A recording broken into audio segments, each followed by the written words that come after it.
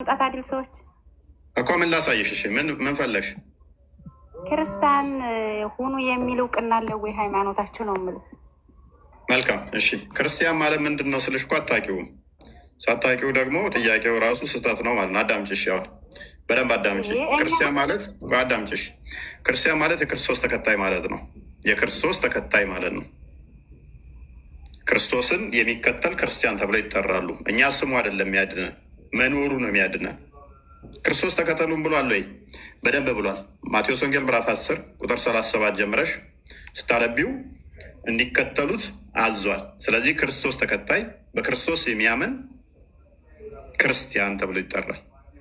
እኛ የሚያድነን ክርስቲያን መባልሽና ለመባልሽ ሳይሆን ትክክልም የክርስቶስ ተከታይ ነሽ ወይ ነው።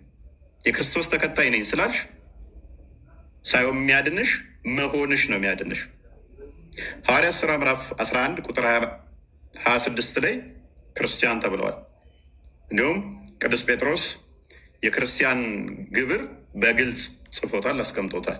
ስለዚህ ክርስቲያን የሚለው ስሙ ሳይሆን እኛ የሚያድነን መሆኑ ነው የሚያድነን። መሆኑ ከሆነ ደግሞ ምንድነው እሱ? የክርስቶስ ተከታይ ማለት ነው። ክርስቲያን ማለት ተከተሉ ብሎናል በሚገባ ማ ክርስቶስ። ክርስቶስ ማን ነው? በስጋ የተገለጠ አምላክ ነው። ሮሜ ምዕራፍ 9 ቁጥር 5 ላይ አባቶች ለእነሱ ናቸውና ከእነሱም ክርስቶስ በስጋ መጣ።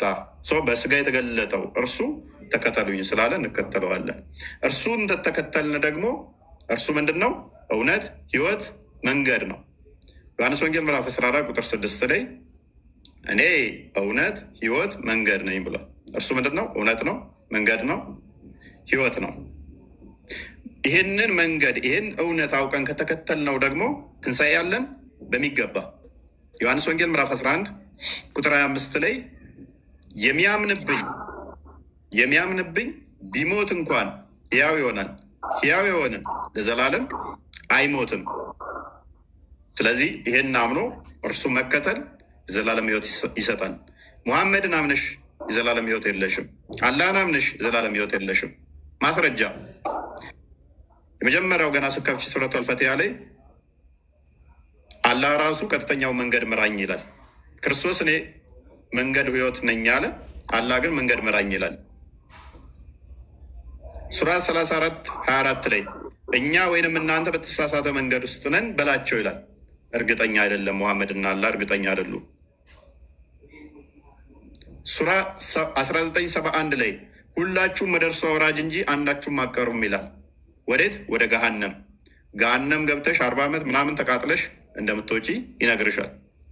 ስለዚህ ሙሐመድን አምናችሁ ተስፋም የላችሁ፣ አላህን አምናችሁ ተስፋም የላችሁ። ስለዚህ ክርስቶስ ግን ምን አለ? የሚያምንብኝ ቢሞት እንኳን ሕያው ይሆናል፣ ሕያው የሆነ ለዘላለም አይሞትም። ይህንን ታምኛለሽ ነው ጥያቄው። ቶፒኩ ላይ መልሹ። አንዴ እንትና አውጩ።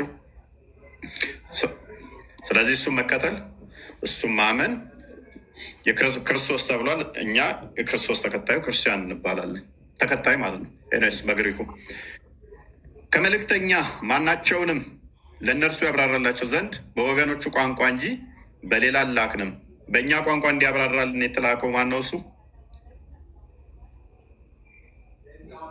ፉአድ አቡበከር። መቀጠል ትችላላችሁ።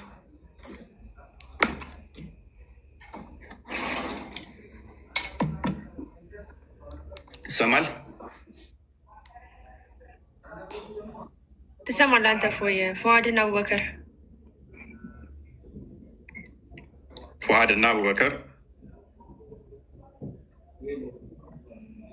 አልሰማም። አንተ በልያ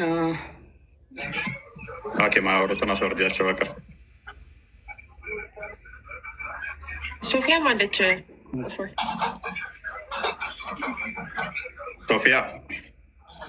ሶፊያ አላወራችም። ያው ሶፊያ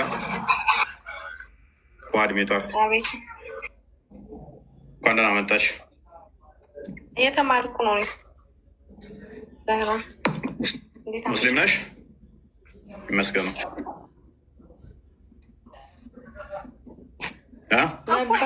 ጥያቄ ልጠይቅና ወርቅ ነው።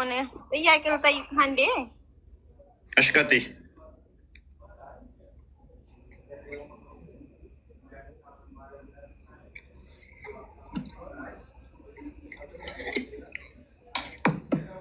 ኦኬ 0-0 ኮፒ ሊንክ ለምታደርጉልንም ትናምትሩም ቴንኪዩ። ማርያምን ነው የምታመልኩት? ኢየሱስን ነው ክርስቶስን? ያኔ ሁላችሁም ግማሹ ማርያምን ይላል፣ ግማሹ ደግሞ እግዚአብሔርን ይላል፣ ግማሹን ደግሞ ኢየሱስ ይላል። ያኔ አምላካችሁ ማንኛው ነው? አይ እንደዛ የሚል የለም፣ ተሳስተሻል።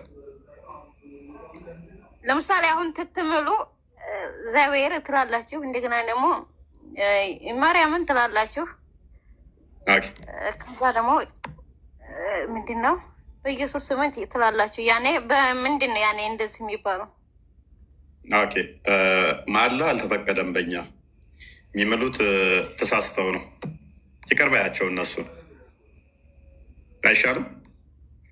አንዴ ማርያምና አንዴ ገብርኤልን አንዴ እግዚአብሔርን እያሉ ከማሉ እያመለኩ ከመሰለሽ ስህተት ነው። በእርግጥ በእስልምና ካላ ውጭ መማል አይቻልም አይደለም? ያ መሐመድ ግን በተለያየ የማለባቸው ክፍሎች አሉ ካላ ውጭ። ኤኒዌይስ ግን ማላ በማንኛውም አልተፈቀደም፣ በእኛ ላይ ክልክል ነው። ስለዚህ ተሳስተዋል። ምንድነው ቤተክርስቲያን ሳሁን ለምሳሌ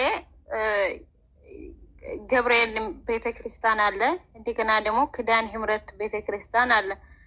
ለምሳሌ እንዴት ነው ያኔ? አሁን ለምሳሌ በእኛ መስክር ነው አንዴ ያኔ ልዩ ቦታው ያኔ ምን አለ መሰለህ?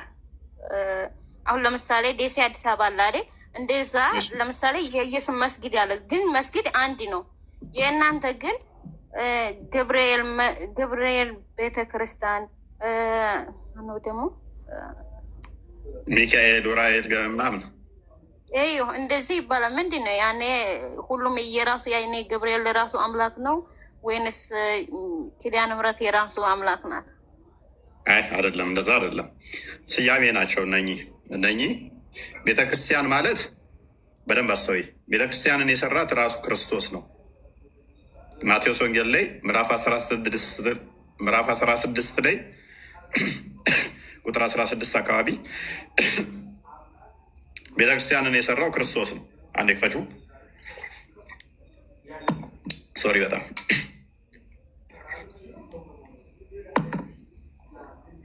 ቤተክርስቲያንን የሰራት ሎክ ቤተክርስቲያን ብለሽ ስለጀመርሽ ቤተክርስቲያን ማለት በራሱ የክርስቲያኖች ቤት፣ እሷን ደግሞ የሰራው ማነው? ክርስቶስ ነው። ማርያም ብትይ ገብርኤል ብትይ ከዛ በኋላ ቤተክርስቲያን ብለሽ ትጨምሪያለሽ። በደንብ አስተውይ። ማርያም፣ ገብርኤል ቤተክርስቲያን፣ ሩፋኤል ቤተክርስቲያን፣ ጊዮርጊስ ቤተክርስቲያን፣ የሁሉንም ስም ከጠራሽ በኋላ ቤተክርስቲያን የሚል ትቀጥያለሽ፣ ቤተክርስቲያን የሚል ትቀጥያለሽ። ስለዚህ ቤተክርስቲያኒቱን የሰራት ደግሞ ማን ነው? ክርስቶስ ነው። የሁሉም ላይ ቤተክርስቲያን የሚል ስም አለ። እኔ ምላችኋለሁ፣ አንተ ጴጥሮስ ነህ፣ በዚህችም አለት ላይ ቤተክርስቲያኔን እሰራለሁ፣ የገሃነም ደጆች አይችሏትም አለው። ክርስቶስ ጴጥሮስን ጠየቀው፣ ማን ይሉታል የሰውን ልጅ ብሎ ጠየቃቸው። አንዳንዶቹ ከነቢያት አንዱ፣ አንዳንዶቹ ኤርሚያስ፣ አንዳንዶቹ ኤልያስ ነህ ይሉሃል አሉት። እናንተስ ማን ትሉኛላችሁ አላቸው። አንተ ይኸው የእግዚአብሔር ልጅ ነህ ብሎ መለሰለት ጴጥሮስ። አንተ ይህንን ያልከው ብፁዕ ነህ፣ የሰማዩ አባቴ እንጂ ስጋና እንትን አልገለጸልህም አለው። ከዛስ በዚህም መሰረት እኔም እልሃለሁ አንተ ጴጥሮስ ነህ፣ በዚህችም ማለት ላይ ቤተክርስቲያኔን እሰራለሁ፣ የገሃነም ደጆች አይችሏትም አለው። ስለዚህ አንዴ አልመለስኩልሽም። ስለዚህ የገሃነም ደጆች ማይችሏት ቤተክርስቲያንን እንደሚሰራ ከነገረም በኋላ በደንብ አስተውይ። አሁን ገብርኤል ኡራኤል የሚሉት ታዲያ እንዴት መጡ? ለምን እንደዛ ተብለው ተሰየሙ? ገብርኤል ብቻ ብሎ አይቆምም። ቤተክርስቲያን የሚል አለ። ትንቢተ ኢሳያስ ምዕራፍ 56 ላይ ቁጥር 6 ላይ አንዴ ክፈችልኝ። ቤተክርስቲያን ከተባለ አይሚን ስማቸው ከመጣ በኋላ ቤተክርስቲያን የሚል አለ። ቤተክርስቲያኒቱ የማነች? የክርስቶስ ነች። ቤተክርስቲያን የክርስቶስ ነች። እኛ ክርስቲያኖች የተባልነው በክርስቶስ ምንሰበሰብባት ነች።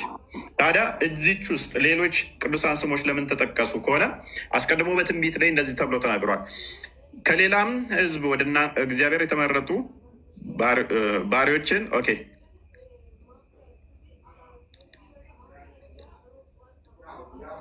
ቁጥር 3 ላይ ያለው አንዴ 3 ላይ አድርጊው እና አንዴ ጣልቃ ትግባ። እሺ ቆይ አንድ አዳምጪኝ ኦኬ እንደዚህ ይላል። ወደ እግዚአብሔር የተጠጋ ወደ ምጻተኛው በእውነት እግዚአብሔር ከህዝቡ ይለየኛል አይበል። በደንብ አስቢ። ወደ እግዚአብሔር የተጠጋ ወደ ህዝቡም የመጣ ምጻተኛ እግዚአብሔር ይለየኛል ከህዝቡ አይበል። ድሃ፣ አፍታም፣ ንጉስ፣ ባለጸጋ፣ የቀን ሰራተኛ፣ ቋሚ ሰራተኛ የሚባል የለም። በቤተክርስቲያን ውስጥ አንድ ህዝብ ነን።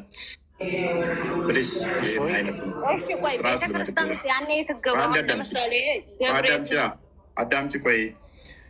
ኦኬ የተጠጋ ምጻተኛ በእውነት እግዚአብሔር ከህዝቡ ይለየኛል አይበል። ጀንደረባ ምነው እኔ ዛፍ ነኝ አይበል።